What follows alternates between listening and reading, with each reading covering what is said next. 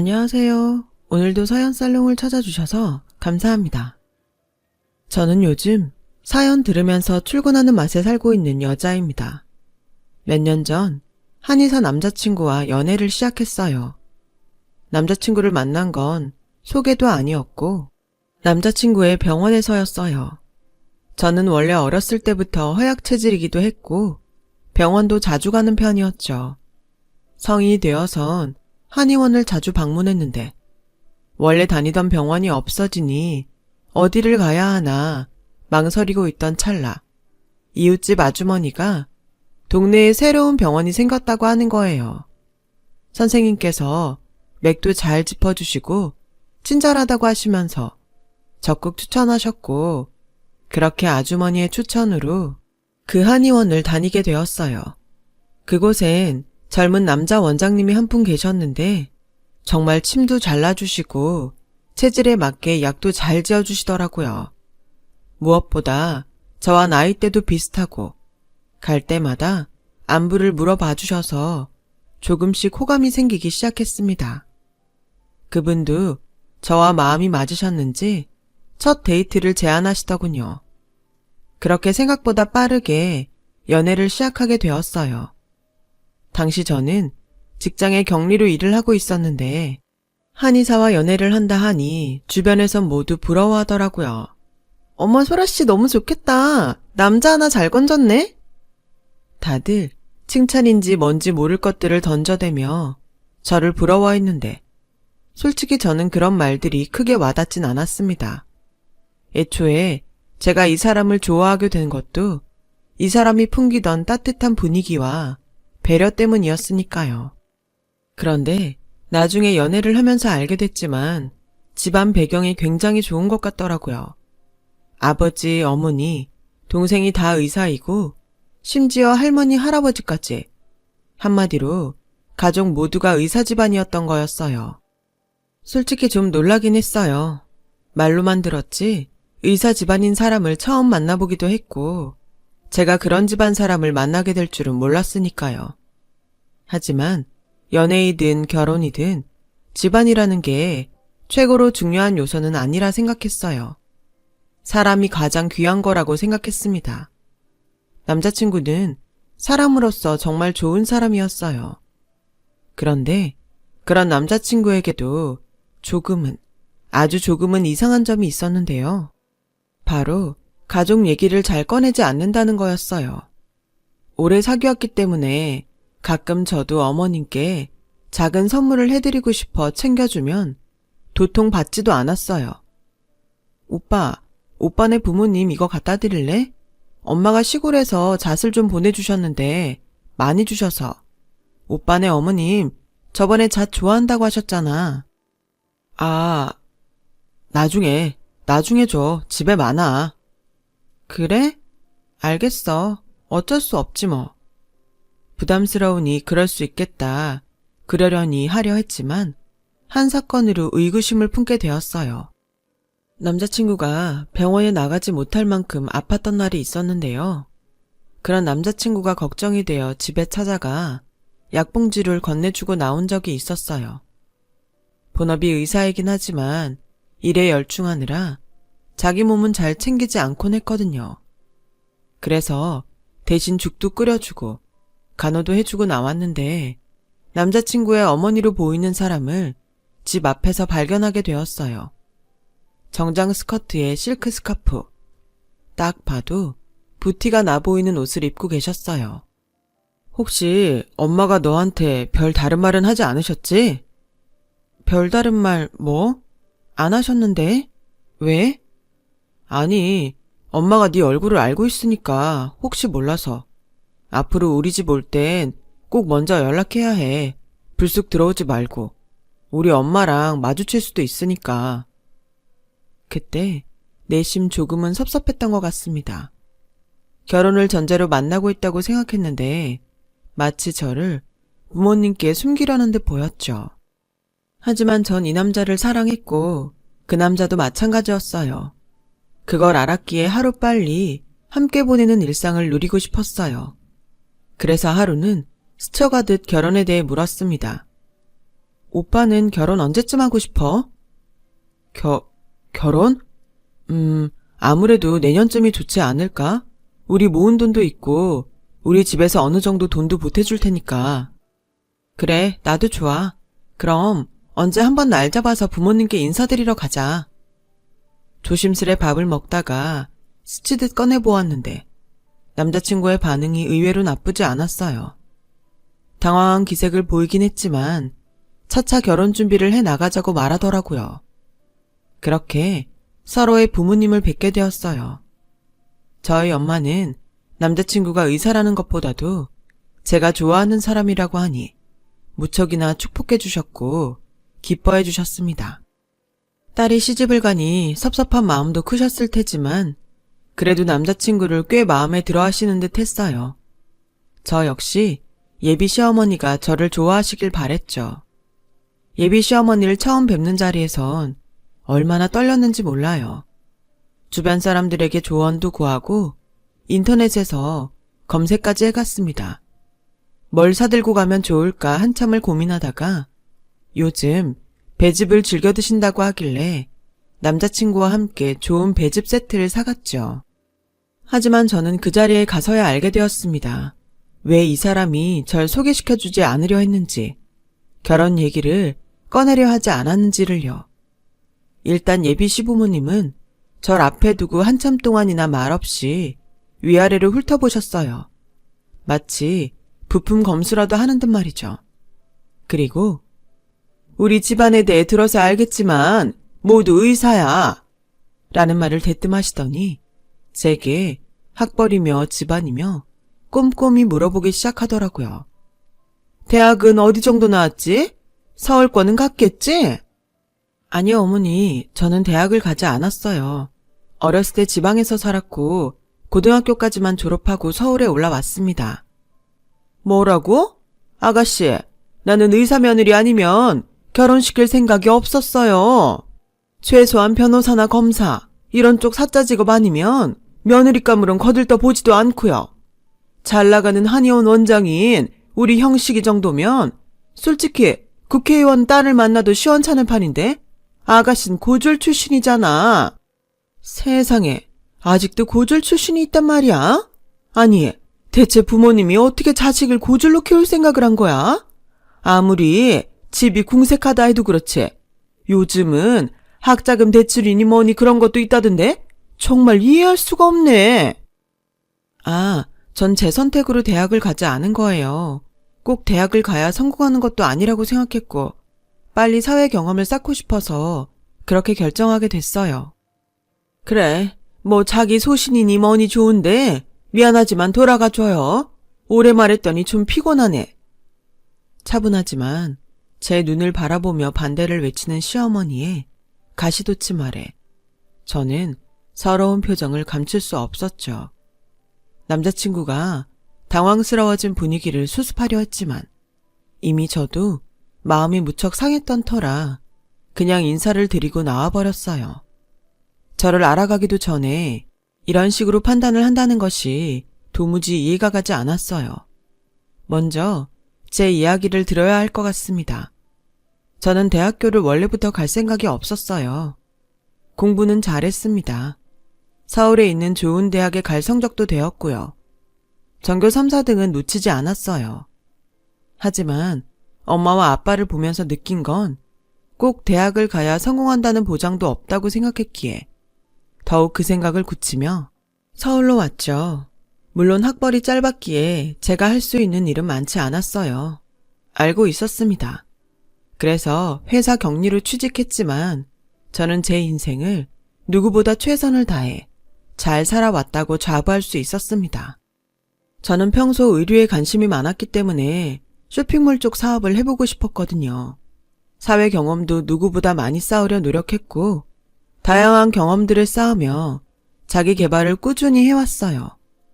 하지만 제가 의사가 아니라는 이유로 결혼을 반대하고 이해가 되는 부분들이 있지만 사람을 학벌이라는 한 잣대로 완전히 평가하려는 시부모님에게 너무 큰 실망을 느꼈어요.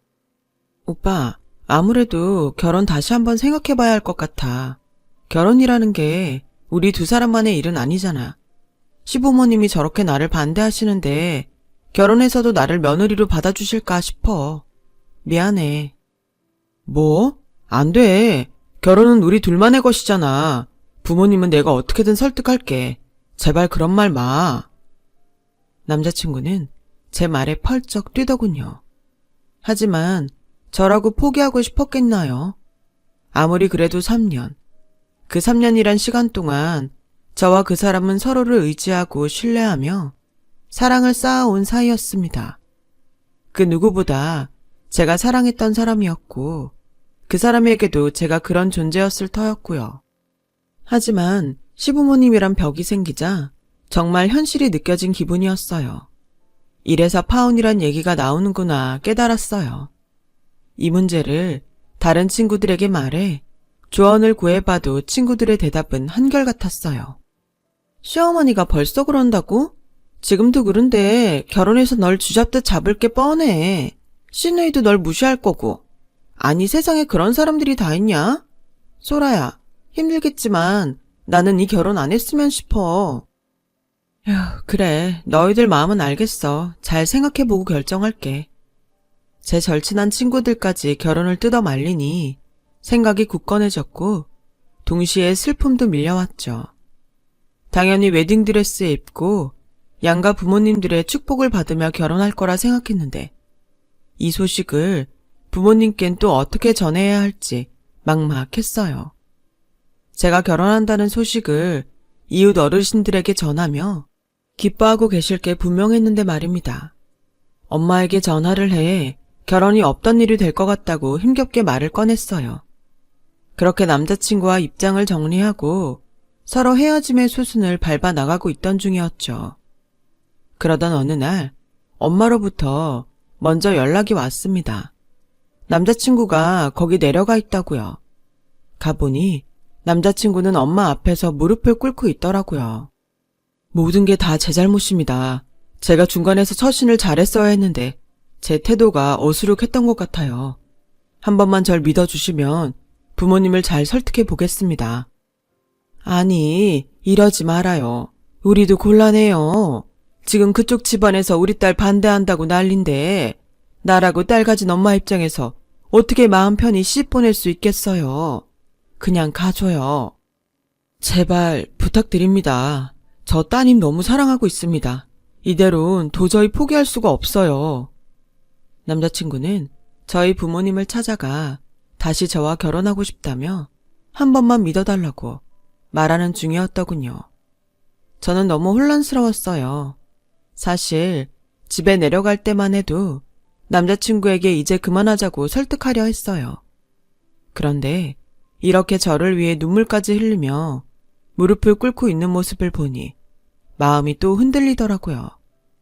정말로 이 사람은 여기에서 끝내지 않았고 부모님을 설득해 왔습니다. 어떻게 했는지 모르겠지만 그 뒤 시어머니로부터 절 따로 보고 싶다는 연락이 왔어요. 갑자기 근무 시간에 부르는 바람에 헐레벌떡 일을 하다가 도중에 뛰어갔는데 네가 대체 어떻게 내 아들을 구워 삶았는지 모르겠다만 너와 결혼 못하면 내 아들이 죽겠다 하더구나. 그래서 허락해주는 거다. 대신 의사 집안의 며느리로 들어왔으니 그에 맞는 품격을 갖춰야 한다. 하며 마지못해 허락하는 말투로 결혼을 허락했고 그에 맞는 품격을 갖춰와야 한다는 이상한 말들을 하더라고요. 당시 그게 무슨 말인지 몰랐기에 일단은 고개를 끄덕였지만 한 번씩 그 품격이란 단어가 생각이 나긴 했어요.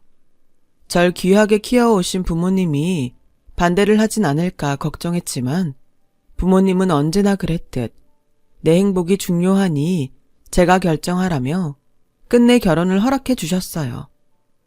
어쨌든 그렇게 시부모의 허락이 떨어지자 저와 남자친구는 드디어 예식장 장소도 잡고 드레스도 고르고 신혼집도 알아보며 결혼 준비를 시작할 수 있었어요. 마음 한편 찝찝함이 남아있지 않았다면 거짓말이었지만 이 사람과 함께할 수 있다는 기쁨이 더 컸고 시부모님이야 제가 잘하면 충분히 극복할 수 있는 정도라 여겼고요. 그렇게 상견례 날이 다가왔어요. 떨렸지만 결혼 준비에 피할 수 없는 부분이었고, 이왕 하게 되는 거 최대한 좋은 분위기에서 어른들을 모시고 싶었기에 상견례 장소를 선택할 때부터 많이 고민했죠. 무엇보다 시부모님을 배려했고요. 시부모님이 일단 양식을 별로 안 좋아하셨고 자기들은 한식이 좋다고 미리 말씀하셨기 때문에 그 부분을 생각해 정갈한 한정식집으로 예약했습니다. 하지만 엄마와 아빠 손을 잡고 들어간 상견례장은 기대와는 달리 서늘한 분위기로 진행되었어요. 바로 시어머니가 상상치 못한 예단비 얘기를 꺼낼 때부터였어요. 사돈, 저 말씀드려야 할 게 있는데요. 예단으로 2억 정도 생각하는데 어떠실까요? 저번에 보내주신 예단비 감사히 받긴 하겠다만 액수가 시원찮아서 이런 자리에서 말씀을 드리게 되었습니다. 지금이야 형편상 2억이 많게도 느껴지실 테지만 결국 의사 며느리 되는 거고 하니 그 정도 금액이 얼추 맞겠다 싶어 결정했어요. 아, 그리고 우리 딸이 이번에 차를 바꾸려 하는데 괜찮은 외제차로 바꾸고 싶어 합니다.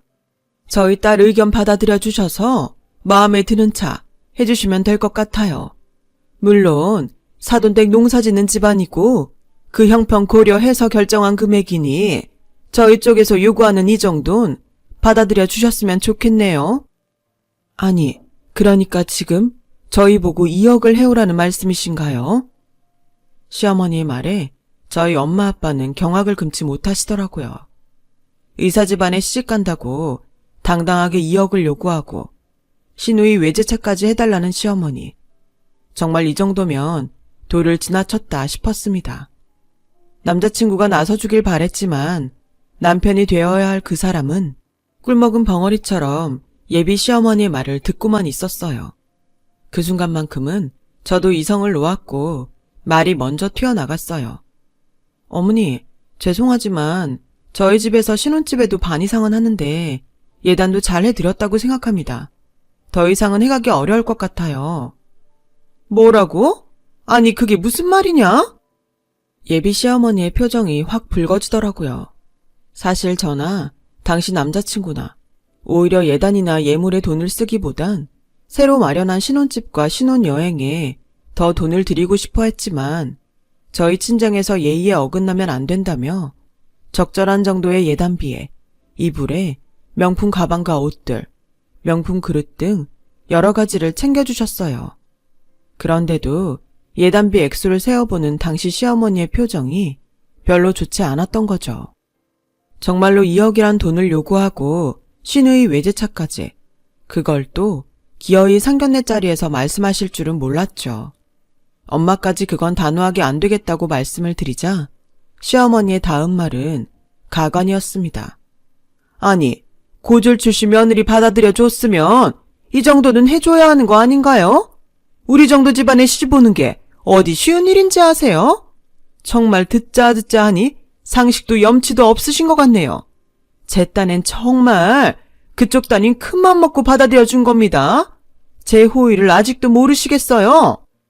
뭐라고요? 상식, 염치요? 이봐요. 서로 아이들 혼인 축하하자고 모인 상견례 자리에서 예단비 얘기 꺼낸 당신이 할 말은 아닌 것 같은데요. 참나, 이런 식으로 사람 무시할 때부터 당신네들 다 비상식적이고 못돼 처먹은 인간들인진 알았지만 세상에 이 정도일 줄은 몰랐네요. 이런 집안에 시집 보냈으면 제 평생 두고두고 후회할 뻔했네요. 후회라니요? 아니, 고절 며느리 받아줬으면 엎드려 절을 해도 모자를 파네? 고마운 줄을 모르고 어디서 목을 빳빳이 들고 이어편 내가? 당신 지금 말 다 했어? 상견례장은 그야말로 난장판이 되었습니다. 생전 화낼 줄 모르시던 저희 엄마는 절 데리고 무슨 이런 경우 없는 짓이 다 있냐며 버럭 화를 내시곤 그 자리에서 나오셨어요.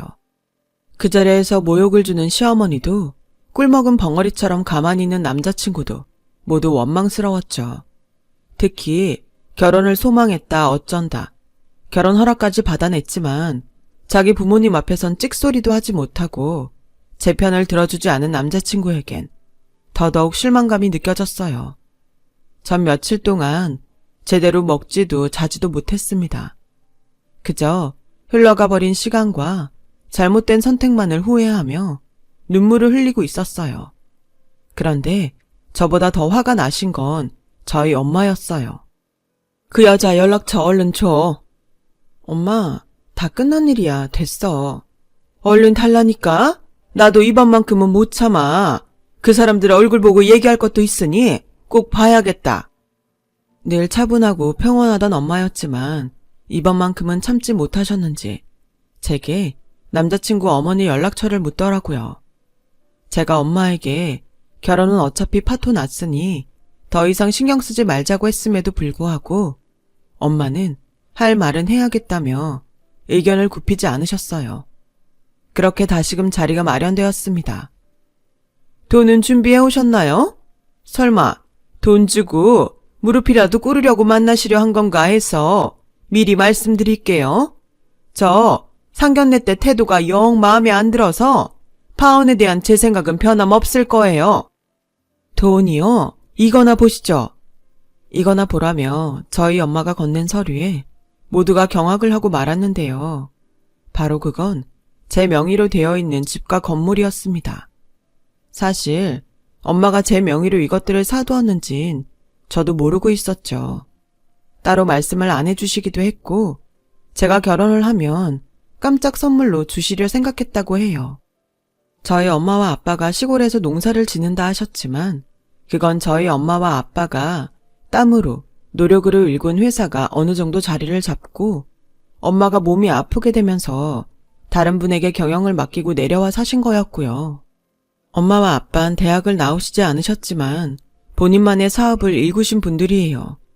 저 역시 엄마와 생각이 동일했던지라 대학에 가지 않은 거였고 나중에 서울에서 어느 정도 자리를 잡은 후엔 부모님처럼 제 힘으로 사업을 시작해보려 했었고요. 부모님은 렌트카 사업을 하셔서 성공을 하셨지만 아까 말씀드렸듯 저는 평소 의류에 관심이 많았기 때문에 쇼핑몰 쪽 사업을 해보고 싶었거든요. 그전까진 격리이든 무엇이든 해서 사회 경험들을 쌓았고요. 다만 이런 제 가정에 대해 남자친구에게 말하지 않은 건 어차피 저희 부모님의 재산이 제 것이 아니기도 했고 부모님은 재산을 소수의 액수를 제외하곤 사회에 환원하겠다는 의사를 밝혀오셨기 때문에 굳이 말을 보태지 않은 거였습니다. 하지만 엄마가 이렇게 건물과 집을 공개하며 재산을 얼추 밝히자 남자친구 어머니의 표정은 그야말로 썩어 들어갔습니다. 사돈어른 오해가 있으신 것 같은데요. 제가 그때 고절며느리라고 한 건 나쁜 뜻이 있는 게 아니고요. 됐습니다. 저희 아이 대학 못 나왔지만 그 누구보다 강하고 현명하게 키웠습니다. 생각도 바른 아이고요. 오늘 이 자리 나온 건 당신 집안에서 제 딸을 받아주지 못하는 게 아니고 제가 제 딸을 당신 집안에 못 보낸다는 거, 이 말씀 드리려 나온 겁니다. 아시겠어요? 가방끈 하나로 모든 걸 판단하려 했던 남자친구 어머니는 그렇게 저희 어머니 바지가랑이를 붙잡으셨네요. 그 태도는 비굴하기 그지 없었죠. 며칠 뒤에 전화가 오셔서는 다시 생각해봤는데 제가 경솔했어요. 왜 그런 무례를 저질렀는지 아무래도 제정신이 아니었나 봐요. 죄송해요, 사돈. 우리 만나서 얘기할까요? 서로 안 좋은 감정도 풀고요. 식사 대접하겠습니다. 마음 풀고 애들 생각해서라도 나와주세요, 사돈.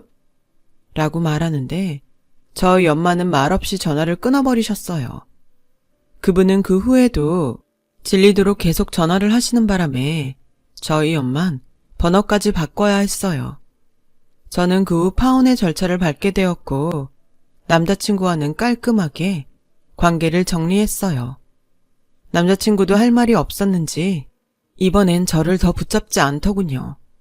파혼을 하고 나선 솔직히 외로움도 느껴지고 마음이 힘들 거라고 예상했는데 생각보다 그렇지도 않았습니다. 그 사람의 이면을 끝까지 다 보게 되어서 그런 것 같아요. 저는 모아둔 돈으로 그 전부터 하고 싶었던 옷 사업을 하나 시작하게 되었어요. 그 덕에 많이 바빠지게 되었네요. 요즘도 일에 치여 바쁘게 살긴 하지만 아주 가끔씩 그 시절이 생각날 때가 있습니다. 가방끈 하나로 무시하고 상견례에서 대놓고 모욕을 주던 그 어머니가 생각이 나는데요. 당시 상처도 받고 많은 수치심도 느끼긴 했지만 어떻게 보면 교훈이 되었다는 생각도 하게 되었어요. 저희 회사에서 인재를 뽑을 때 학벌과 스펙보다 다른 면을 많이 보게 되었으니까요. 사람의 일엔 좋은 일도 있고 나쁜 일도 있지만 무엇보다 그걸 어떻게 생각하고 받아들이느냐가 중요한 것 같다는 생각도 들었고요. 지금까지 제 이야기 들어주셔서 감사합니다. 항상 건강하시고 좋은 주변 분들과 행복한 하루하루 되시길 바랍니다. 여러분, 사연 댓글에 응원과 현명한 조언 부탁드려요. 좋아요와 구독은 저에게 큰 힘이 됩니다. 오늘도 좋은 일 가득하세요.